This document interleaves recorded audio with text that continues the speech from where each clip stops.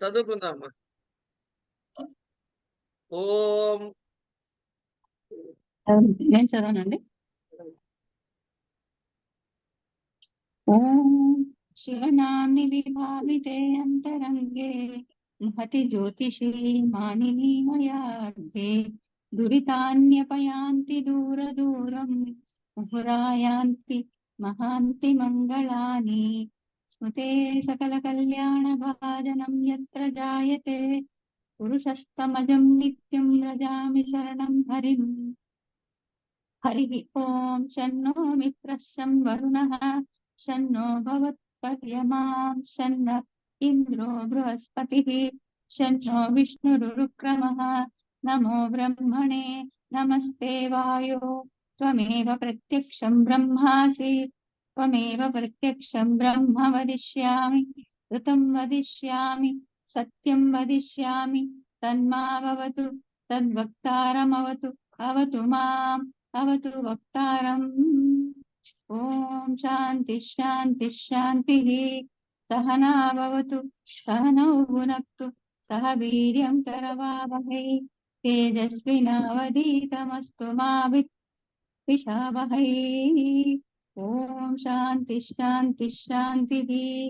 यश्चन्द्रसां वृषभो विश्वरूपः छन्दोऽभ्योऽद्यमृतात् संबभूव समेन्द्रो मेधया शृणोतु अमृतस्य देवदारणो भूयासं शरीरं मे विचक्षणं जिह्वा मे मधुमत्तमां कर्णाभ्यां भूरि विश्रुवं ब्रह्मणः कोशोषि मेधया पिहितः श्रुतं मे गोपाय.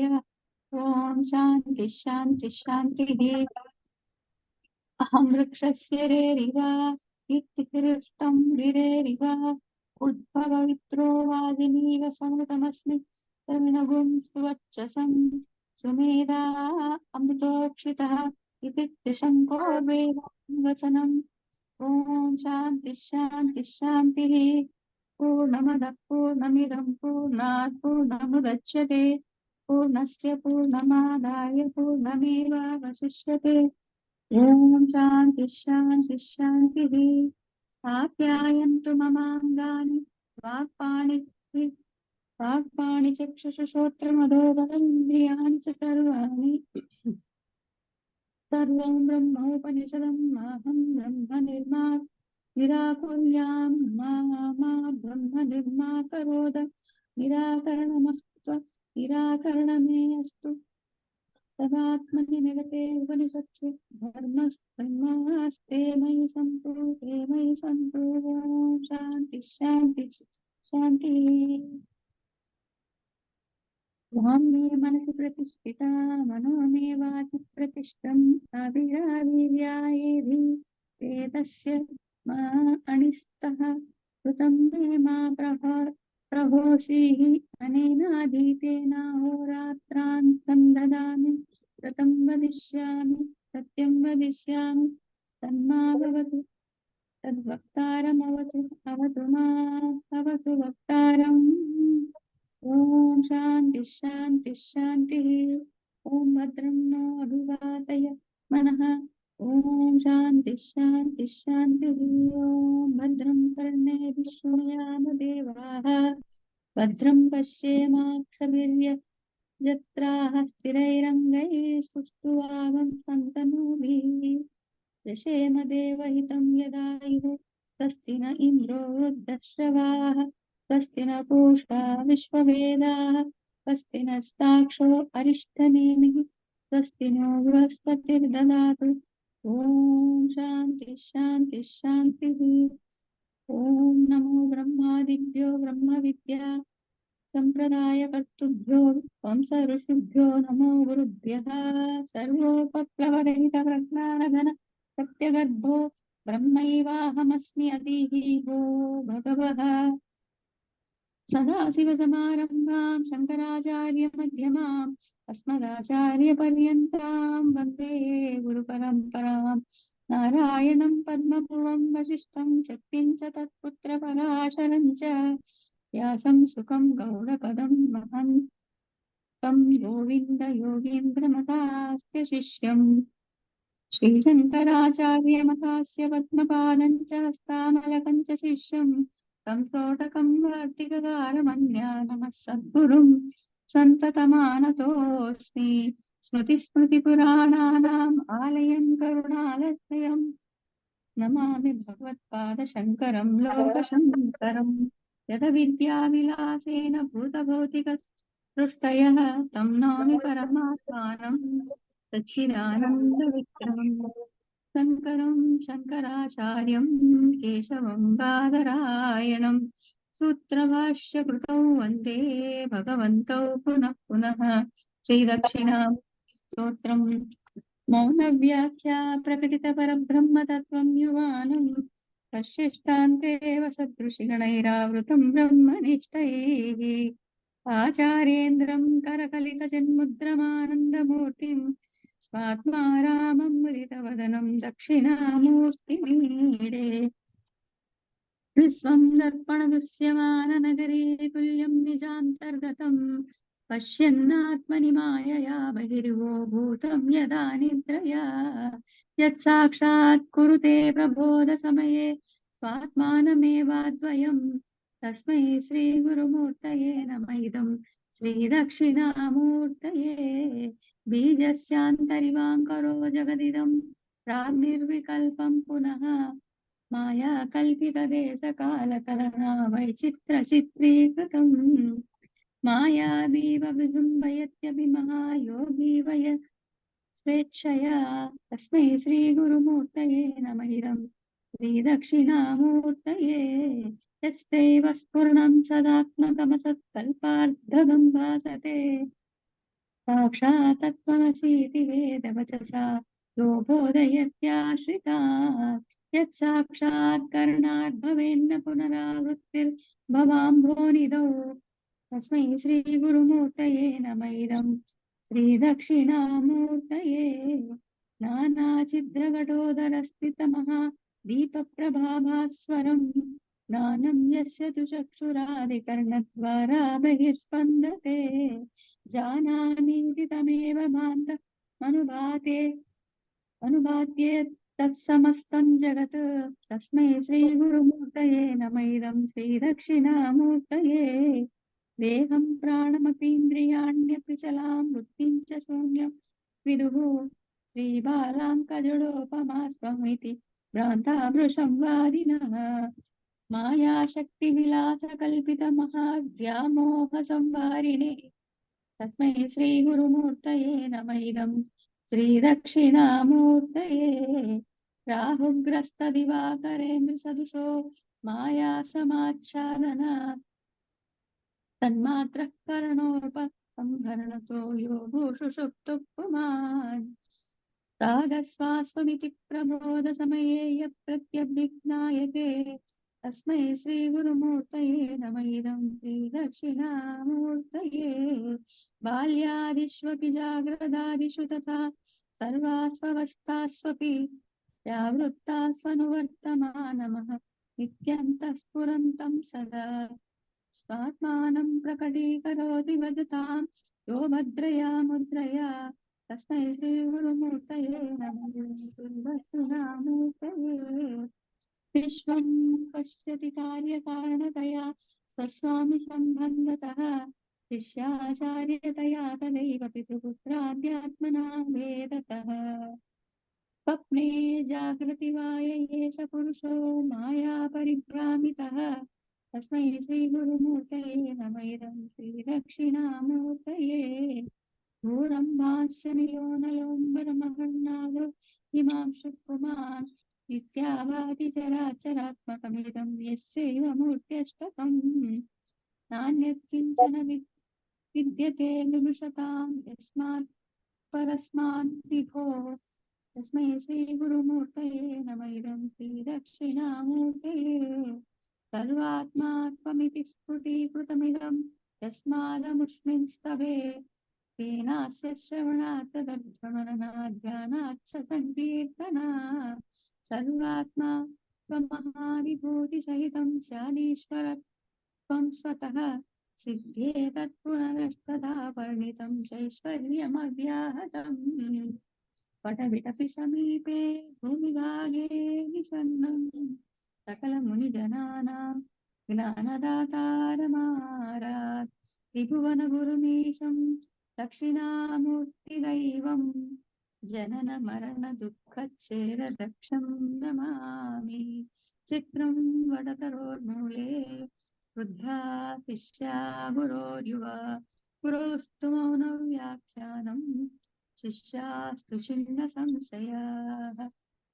अङ्गुष्ठतर्जनी योगमुद्राव्यादेन देहिना श्रुत्यर्थं ब्रह्मजीवैक्यं दर्शयन्नोऽवतात् शिवः समं सर्वेषु भूतेषु तिष्ठन्तं परमेश्वरं मन्नाथं परमात्मानं प्रणतोऽस्मि सदा शिवं प्रणतोऽस्मि सदा शिवम्।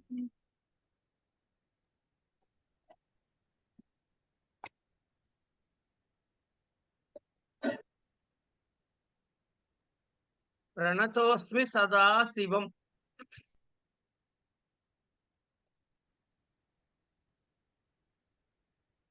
ప్రణతోస్మి సదా.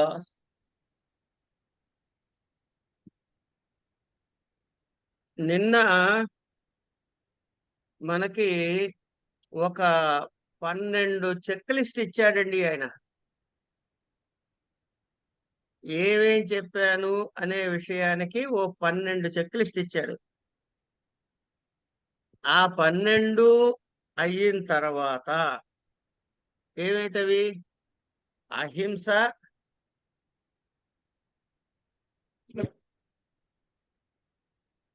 సత్యము, అక్రోధము, త్యాగము, శాంతి, అపైశునం, భూతదయ, అలోలుపత్వం, మార్దవం, లజ్జ, అచాపలం, ఆర్జవం.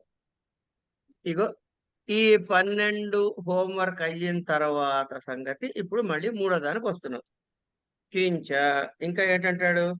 తేజ క్షమా జ్యోతిశ్చౌచ మద్రోహో నాతిమానిత భవంతి సంపదం దైవీమ అభిజాతస్య భారత. తేజ ప్రాగ్భల్యం నత్వగ్గతా దీప్తిః నత్వగ్గతా దీప్తిః క్షమా అకృష్టస్య తాడితస్య వా అంతః విక్రియానుత్పత్తిః ఉత్పన్నాయాం విక్రియాయాం ప్రశమనం అక్రోధః ఇతి అవోచాం. ఇత్థం క్షమాయాః అక్రోధస్య చ విశేషః.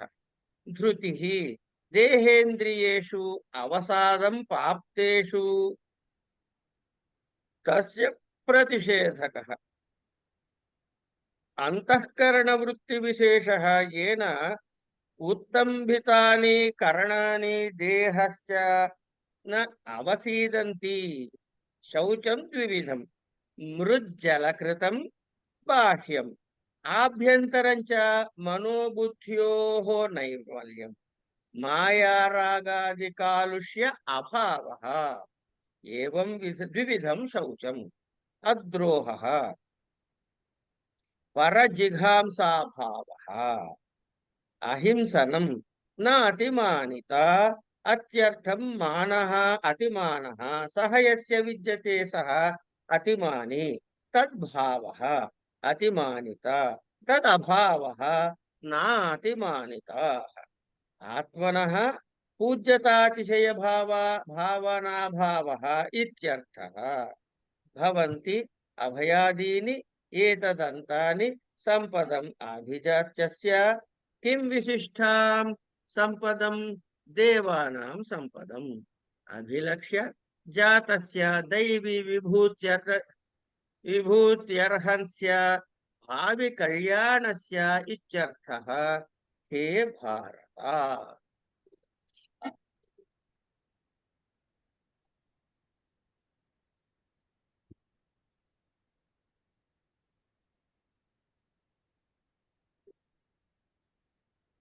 ఇప్పుడు దైవీ సంపత్తుల గురించి ఇంకొక శ్లోకం చెప్పుకుంటున్నాం.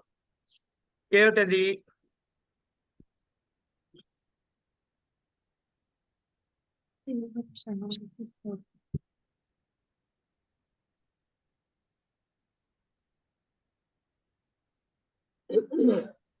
తేజః. తేజః ప్రాగ్బల్యము, ప్రాగలభ్యము, ప్రాగల్భ్యము, ప్రగల్భాలు అన్నమాట. అంటే తెలుగు మూడు కాదు కదండి, ఆ తెలుగు ప్రగల్భాలు కాదు. కాదు కాదు కాదు. క్షమ. క్షమ అంటే ఏమిటి? సామర్థ్యం ఉండినా కూడా, మనకి సామర్థ్యం ఉంటుంది కానీ పరాభవము చేసేవాడి గురించి కోపము పుట్టకుండా ఉండటం. ధృతి అంటే ఉత్తేజితమైన కరణములు దేహమును పొందినవో ఆ దేహము ఇంద్రియములను ఏమండి ప్రయత్న విశేషముగా నొక్కి ఉంచటం. ఈ తేజస్సు, క్షమ, ధృతి ఇవన్నీ కూడా ఎవరికయ్యా అంటే క్షత్రియుడికి అసాధారణ ధర్మాలుగా చెప్పాడు. అట్లాగే శౌచం, ఇవి రెండు రకాలు, బాహ్య శౌచము, అంతఃశౌచం. ఏమండి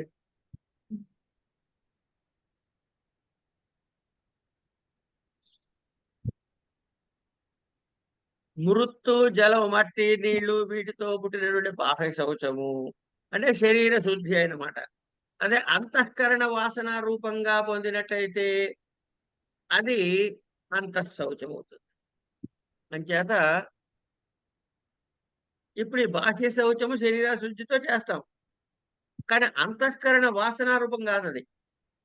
అంచేత ఏం చేయాలి? సాత్వికమైనటువంటి సాత్వికాది భేద భిన్నములైన అంటే ఒకళ్ళ మీద ఒక విధంగా ఒకళ్ళ మీద ఒకగా లేకున్నటువంటి అంతఃకరణ వాసనలతో దైవీ ఆసురి ఈ సంపద రూపమైనటువంటి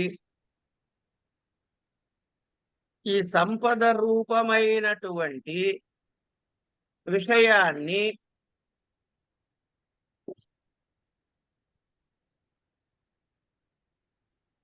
సింపుల్ గా చెప్పుకుంటే తేజః అంటే ఈ ప్రాగల్భ్యము, ప్రకాశత్వము. అది ఏ ప్రకాశము? ఈ చర్మానికి సంబంధించింది కాదు, అంతరంగంగా ఉండేటటువంటి తపఃప్రభావంతో వచ్చేటటువంటి తేజస్సు.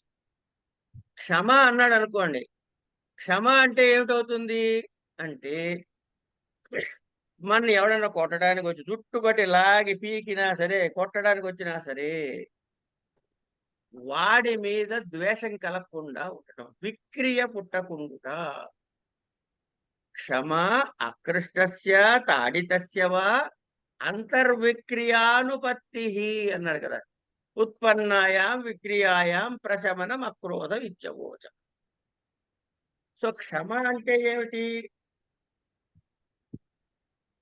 క్షమ అంటే ఏమిటి? కొట్టిన అంతఃకరణం ఉంది, విక్రియ పుట్టకుండా ఉండటం. అలా పుట్టినా కూడా అది ప్రశమనం చేసుకోవడం అక్రోధం. అంటే క్షమకి అక్రోధానికి ఈ చిన్న తేడా ఉంది. ఇక ధృతి. ధృతి అంటే దేహము ఇంద్రియములతోటి అవసాదనము పొందినా కూడా దానికి ప్రతిషేధమైనటువంటి విపరీతమైనటువంటి వృత్తి విశేషము అంటే మనసులో ఉండే వృత్తి విశేషం, చిత్తాహంకారములో ఉండే వృత్తి విశేషం. అంటే ఈ వృత్తి విశేషం ఉంటే కరణములు గాని దేహము గాని ఇతరత్ర కలగవు.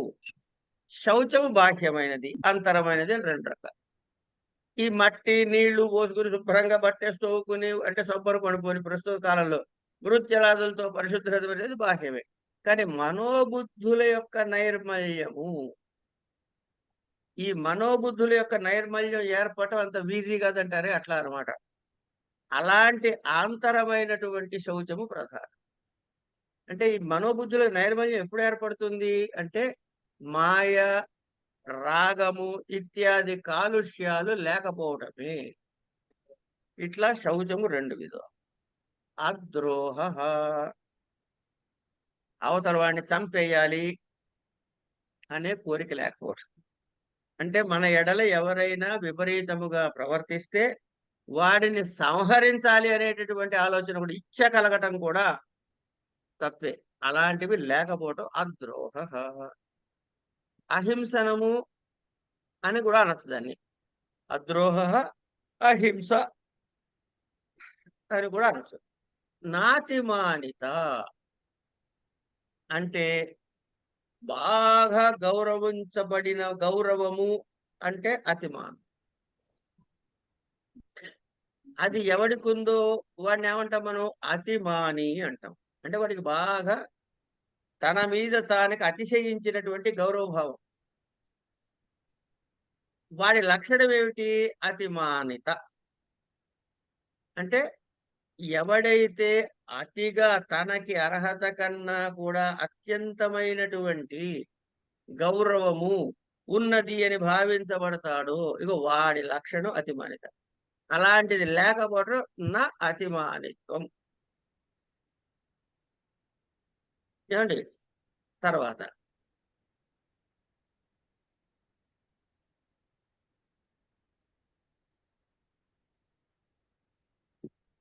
అంటే తనకు తన మీద పూజ్య అతిశయ భావన లేకపోవడం. ఇక ఈ గుణాలన్నీ దేవతల సంపత్తును అనుసరించి జన్మించిన వాడికి సంభవిస్తున్నాయి. అంటే దైవీ సంపత్తులు ఇవి. అంటే దైవీ విభూతులకు అర్హుడైనటువంటి వాడి లక్షణాలు ఇవి అని మనకి 3వ శ్లోకంలో స్పష్టంగా చెబుతారు. ఇక్కడికి 3 శ్లోకాల్లో దైవీ గుణాలు చెప్పిన తర్వాత 4వ శ్లోకం నుంచి ఆసురీ గుణాలు ప్రారంభం చేస్తాడు. అథ ఇదానీం ఆసురీ సంపత్ ఉచ్యతే దంభో దర్పోతిమానశ్చ క్రోధః పారుష్యమేవ చ అజ్ఞానం చాభిజాతస్య పార్థ సంపదమాసురీం. మనము పెద్ద ఎక్కువ కష్టపడక్కర్లేదండి. ఇంతకుముందు చెప్పుంది వాటికి అందులో నకారంతో అకారంతో చెప్పాడు అనుకోండి, ఎట్లా ఎట్లా అపౌరుషము, జ్ఞానము ఇట్లా చెబితే దానికి ఆ నెగిటివ్లు తీసేస్తే, అక్కడ పాజిటివ్లు చెబితే దానికి నెగిటివ్ తగిలిస్తే, అక్కడ నెగిటివ్ చెబితే నెగిటివ్లు తీసేస్తే ఆసురీ గుణాలు వచ్చేసినట్టే. దంభో దర్పో అతిమానశ్చ, నాతిమాన అక్కడ చెప్పాడు. అతిమానశ్చ క్రోధ పారుష్యమేవ చ అజ్ఞానం చాభిజాతస్య పార్థః సంపదమాసురీం. దంభః ధర్మధ్వజిత్వం, దర్పః విద్యాధన స్వజనాది నిమిత్తః ఉత్సేకః, అతిమానః పూర్వోక్తః ఇంతకుముందు చెప్పేశా కదా అంటున్నాడు. క్రోధః చ అపారుష్యమేవ చ, పరుషవచనం యథా కాణం చక్షుష్మాన్ విరూపం రూపమాన్ హీనాభిజనం ఉత్తమాభిజన ఇత్యాది. ఏది పరుషవచనం అన్నదానికి ఎక్స్ప్లెనేషన్. అజ్ఞానం చ అవివేక జ్ఞానం మిథ్యా ప్రత్యయ కర్తవ్యాది విషయం అభిజాతస్య పార్థ కిం అభిజాతస్య ఇత్యాహ అసురాణాం సంపత్ ఆసురీ తాం అభిజాతస్య ఇత్యర్థః.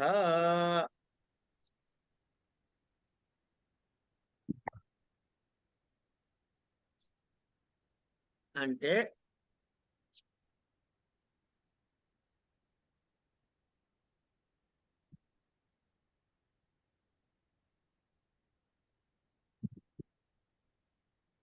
దంభః మొట్టమొదటిది మొదలెట్టాడండి.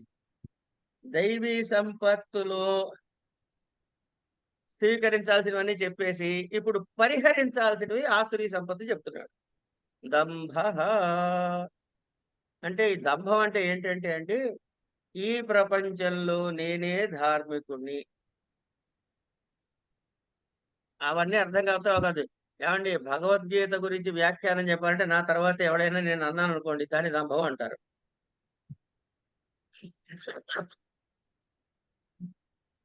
కనుక అది చెప్పకుండా ఉంటే దైవీ సంగతి. అలా నేను చెప్పు తిరిగారు అనుకోండి నేను అది ఆశ్రయిస్తాను అనమాట.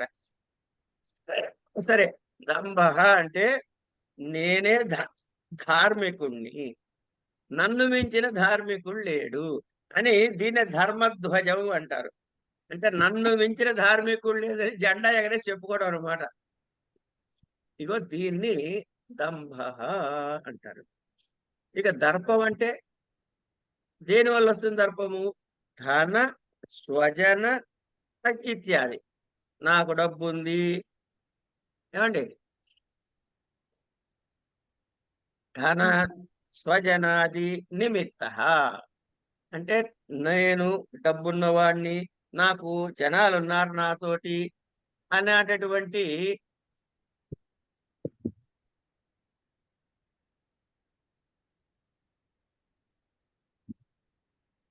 ఉత్సేకము, అంటే గర్వము, ఆ గర్వ విశేషం.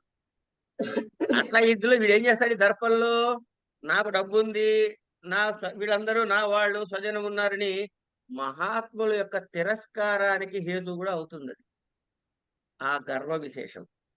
అభిమానశ్చ అతిమానశ్చ, తనయంత అత్యంత పూజత్వం కలిగిన అతిశయము ఉన్నవాడు ఇంకెవడూ లేడు, నేనే అందరికన్నా పూజార్హుణ్ణి అనేటటువంటి భావన ఎవరికైతే ఉంటుందో ఇగో వాడు అభిమాన అతిమానస్య అనే పదాలతో సూచించబడుతున్నాడు. అంచేత ఇట్లా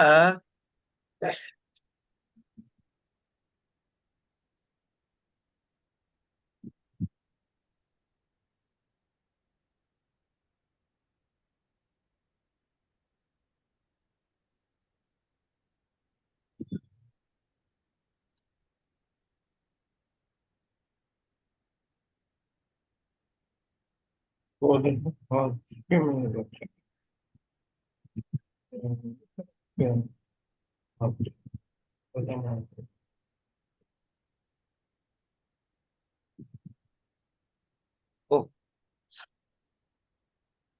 ఈ దర్పము అతిమానము అంటే తన యొక్క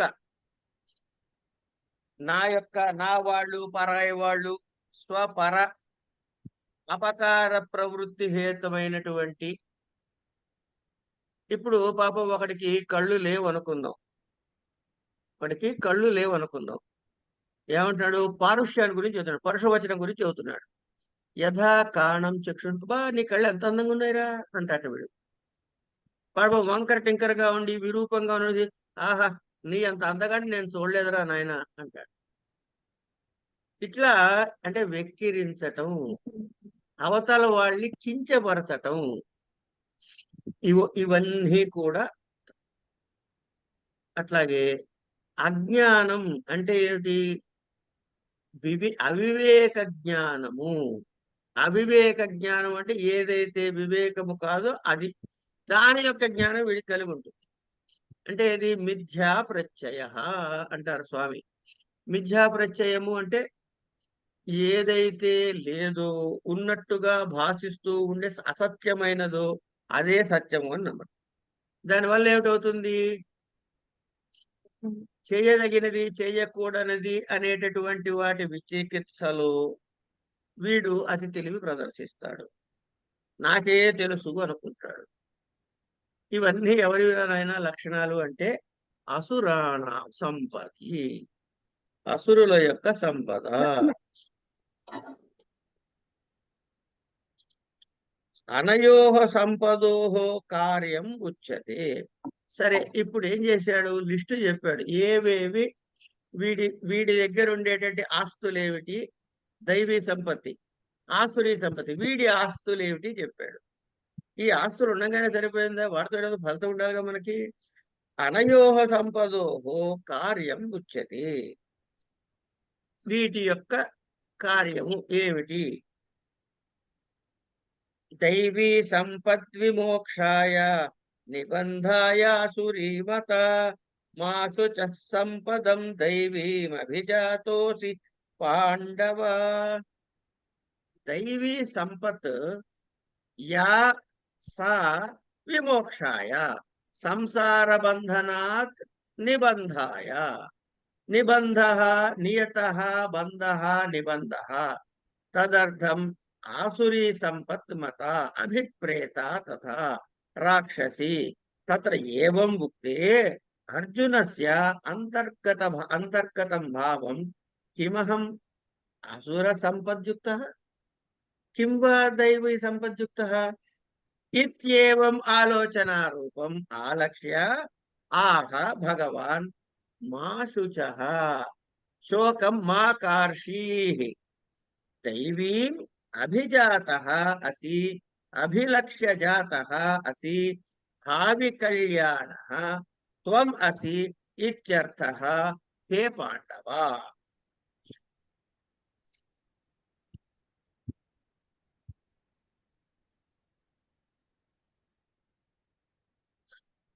అంచేత మనం మనసులో ఏమేమి అనేసేసుకుంటుంటామో అవన్నీ కూడా కృష్ణుడు అంకులకి తెలిసిపోతూ ఉంటాయి.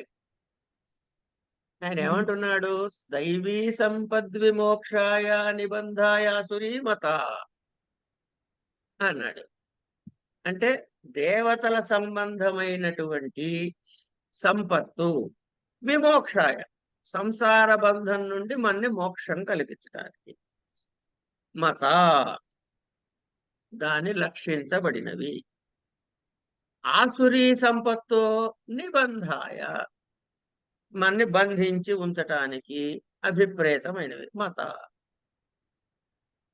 ఈ లోపల ఈ రెండు మాటలు ఎప్పుడైతే అన్నాడో అర్జునుడి మనసులో ఓ శంక కలిగి ఉంటుంది అని అనుకున్నాడు ఈయన వెంటనే. ఇంతకీ వీడు ఆలోచిస్తూ ఉంటాడు అన్నమాట అర్జునుడు. అవును, ఇప్పుడు నేను ఏ కేటగిరీలోకి వస్తాను? దైవీ సంపదలు ఉన్నాయి నా దగ్గర, ఆశ్రయ సంపదలు ఉన్నాయని వెంటనే కళ్ళు మూసుకుని ఓ లిస్ట్ వేసుకుని బ్యాలెన్స్ షీట్ వేస్తున్నాడు అనమాట అర్జునుడు అని ఊహించి చెబుతున్నాడు. మా శుచ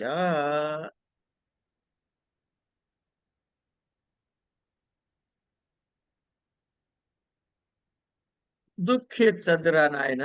ఎందుకు? దైవీమభిజాతోసి దైవీ సంబంధమైన సంపదతో అభిజాత అనుసరించే దాని వల్లనే దైవీ సంపత్తులతోటే పుట్టావు. ఎవరు? నువ్వు పాండవ అని దాని గురించి చెప్పారు. అంటే ఈ దైవీ సంపత్తికి ఆసురీ సంపత్తికి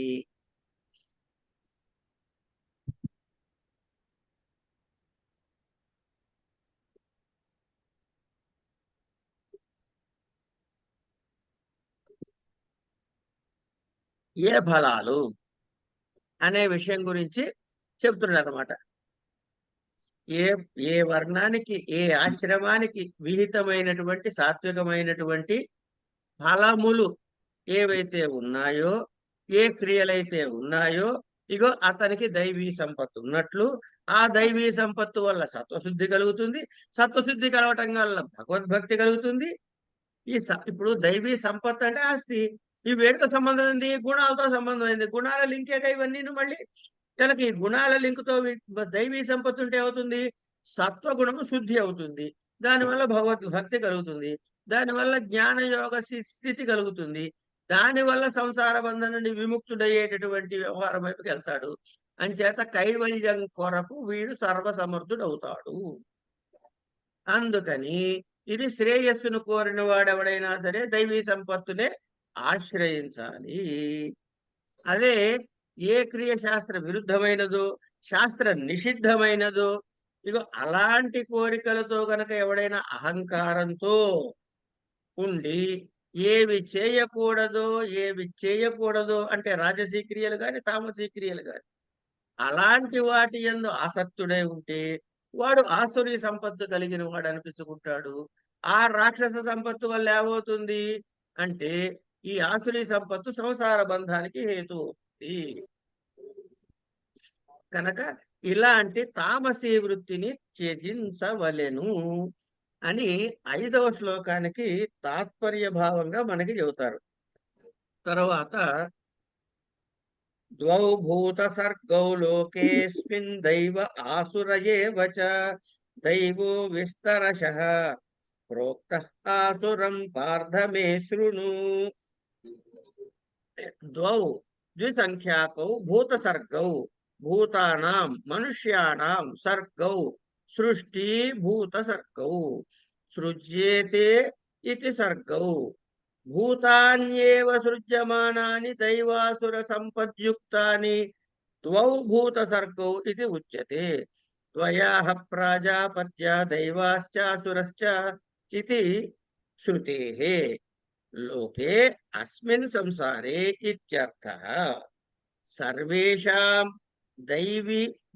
ద్వైవిధ్యోపపత్తేః కౌ తౌ భూత సర్గౌ ఇత్యుచ్యతే. ప్రకృతావేవ దైవః ఆసురః ఏవ చ ఉక్తయోరేవ పునః అనువాదే ప్రయోజనమాహ. ఉక్తయేవ పునః అనువాదే, దాని వెనకాల వెనువెంటనే మళ్ళీ చెప్పడం అనమాట. వెనువెంటనే చెబుతున్నాడు ఏమని? ప్రయోజనమాహ. దైవః భూతసర్గః అభయం సత్వసంశుద్ధిః ఇత్యాదినా విస్తరశః.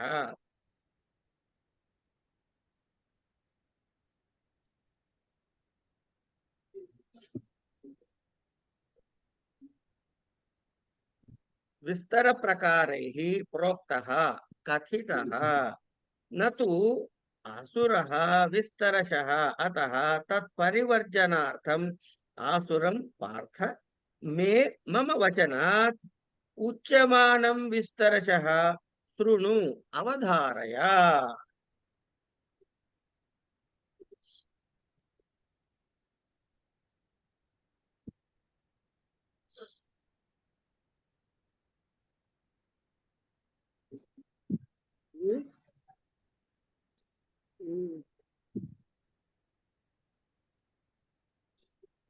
ఈ సృష్టించబడినటువంటి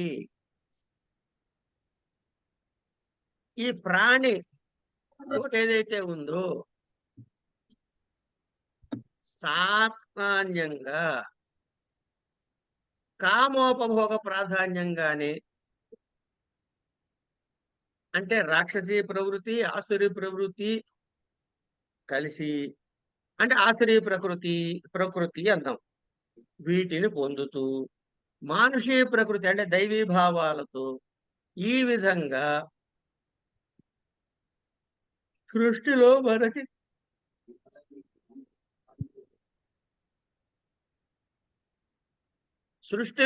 కనపడతారు. అంటే సృష్టింపబడుతున్న అన్ని భూతములు దైవ సంపత్తి గాని ఆసురీ సంపత్తితో కానీ ఉంటారు. అంటే ఈ సంసారంలో దైవమని ఆసురమని రెండు విధాలైన మనుషుల యొక్క సృష్టి గురించి చెబుతున్నాడు. ద్వయాః ప్రాజాపత్య అనేటటువంటి మంత్రము ద్వారా చెప్పబడింది. ఇవన్నీ ఇదివరకు చెప్పబడిన విషయాలే. ఏవి? నీకు ఆర్జవ ఉండాలి, ఫలానా ఉండాలని 12 అక్కడ, తర్వాత యువతలో కరడదులు, ఇవన్నీ కూడా ఇందుకు చెప్పబడినాయి. కానీ మళ్ళీ దాన్ని తిరిగి చెబుతున్నాడు. ఎందుకు చెబుతున్నట్ట అంటే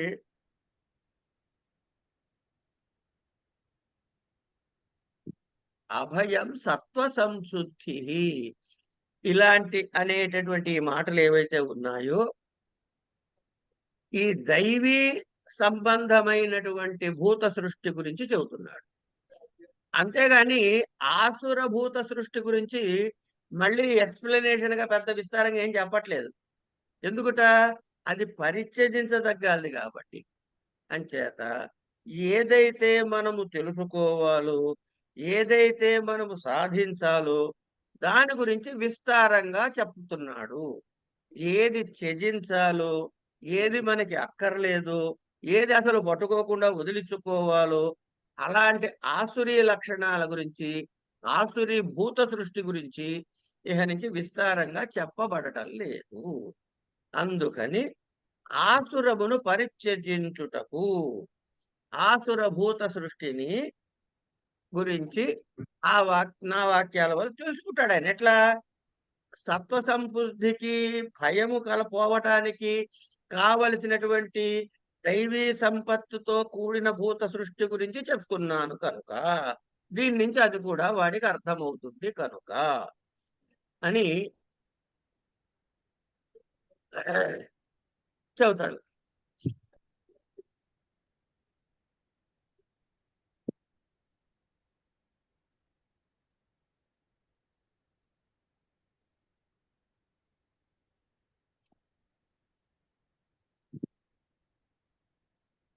అంటే ఏం లేదండి, ఏ మనుష్యుడైతే శాస్త్రతో చెప్పబడినటువంటి విషయం నుంచి జ్ఞానమును పొంది తన స్వభావ సిద్ధముగా ఉన్నటువంటి రాగద్వేషాలని అరికట్టుకోగలిగి కేవల ధర్మపరాయణుడుగా ఉండగలుగుతాడో, ఇగో వాణ్ణి దేవ అని సంబోధిస్తాం. ఎవడైతే ఈ స్వభావ సిద్ధంగా ఉన్నటువంటి రాగద్వేషాల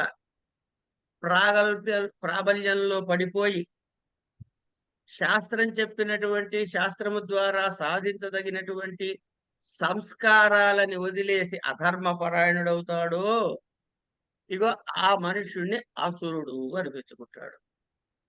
కనుక అయితే వాడు దైవీ సంపత్తు గలవాడవుతాడు, దేవ అవుతాడు, లేదా అసుర. ఇవి రెండే సృష్టి రకాలు. అంచేత ప్రజాపతి యొక్క సంతతి రెండే రకాలు, దేవతలు, అసురులు. ఇప్పుడు ఎక్కడున్నారు వీళ్ళు? దేవతలు ఎక్కడున్నారు, అసురులు ఎక్కడున్నారు అంటే మనలోనే ఉన్నారు. ఒక దేవత అసురుడు కాగలడు, ఒక అసురుడు దేవత కాగలడు. ఇలా శాస్త్రచోదితమైన విషయము ద్వారా తనని తాను సంస్కరించుకున్నవాడు దేవత అవుతాడు, వాటిని కప్పిపుచ్చి అధర్మపరాయణుడైతే అసురుడవుతాడు. అయితే ఇక్కడ శృతి ఏం చెబుతుందంటే, అసురులు పెద్దవాళ్ళని, దేవతలు చిన్నవాళ్ళని అంటున్నారు. ఎందుకుట అంటే ఆసురీ సంపదని అంతగా నొక్కి పెట్టడం తేలిక కాదు కనుక. సరే, ఇకపోతే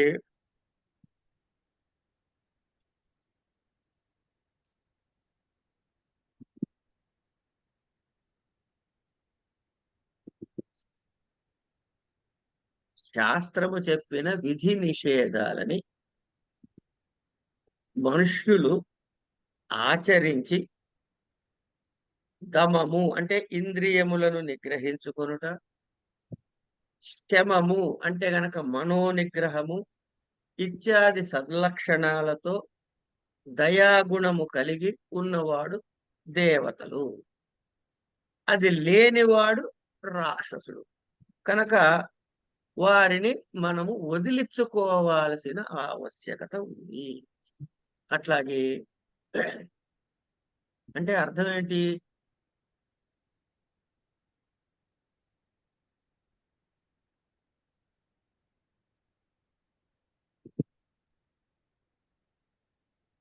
ఇంతకీ ఇప్పుడు ఈ ఆసురీ సంపద ఎలా వస్తుంది, దైవీ సంపద ఎలా వస్తుంది? ఆసురీ సంపద ఉన్నవాడికి ఏమి దొరకదు, దైవీ సంపద ఉన్నవాడు ఏది జాగ్రత్త పెట్టుకోవాలి. ఇంకో ఇలాంటి విషయాలన్నీ నివృత్తించ అనేటటువంటి శ్లోకం నుంచి ప్రారంభం చేసి పరమాత్మ చెప్పడానికి ఉద్యుక్తుడవుతున్నాడు 7వ శ్లోకంలో. ఇది రేపు చెప్పుకుందామండి. నాకు ఒక ఆయన ఒక ట్రైనింగ్ ప్రోగ్రామ్ లో చెప్పాడు, ఇగో నువ్వు ఏం చెయ్యాలి అని ఎట్లా నిర్ణయించుకుంటావయ్యా అంటే, see whether it is profitable to you, నీకు లాభదాయకమా. 2, వెదర్ ఇట్ ఈస్ ఎథికల్. ఈ 2 చూసుకో, ఉంటే నువ్వు ఏ పనైనా చెయ్యి, పర్వాలేదు అని అంటాడు. అనగానే ఒకడు లేచి వాట్ ఈజ్ ఎథికల్ అని ఎట తెలుస్తుంది అన్నాడు. సరే, లాభం ఏదో తెలిసిపోయింది, ఏది ఎథికల్ అని ఎట తెలుస్తుంది అంటే నీకు ఎప్పుడు ఆయన చెప్పిన మాట ఇదే, the moment you entertain a doubt whether this is ethical or not, take it for granted it is not ethical అన్నాడు. బాగుంది. ఏ క్షణానైతే ఇది ఎథికల్లా కాదా అని అనుమానం వచ్చిందో ఇక నువ్వు సంశయించు కదా అనెథికలే అని లెక్క తేల్చేశాడు. ఎందుకంటే నిజంగా ఎథికల్ అయితే మనకు ఆ సంశయం రాదుట. ఇవన్నీ వీళ్ళు ఈ గ్రంథాల్లోంచి వచ్చినటువంటి వాటిని భాషలో దాన్ని మౌల్డ్ చేసి మనకి రకరకాలుగా రకరకాల ప్లాట్ఫామ్స్ మీద అందిస్తూ ఉంటారండి. మా పిల్లలకి మేము అట్లా కాలేజీలో ఉంటే అండి ఎట్లా తెలుస్తుంది తప్పు ఈ పని చేయొచ్చా చేయకూడదు అని అంటే ఈ పని అమ్మ నాన్నకి చెప్పొచ్చు అంటే కరెక్ట్, చెప్పకూడదు అంటే తప్పు అని చెప్పేవాళ్ళు. అది సరే అండి ఉంటా.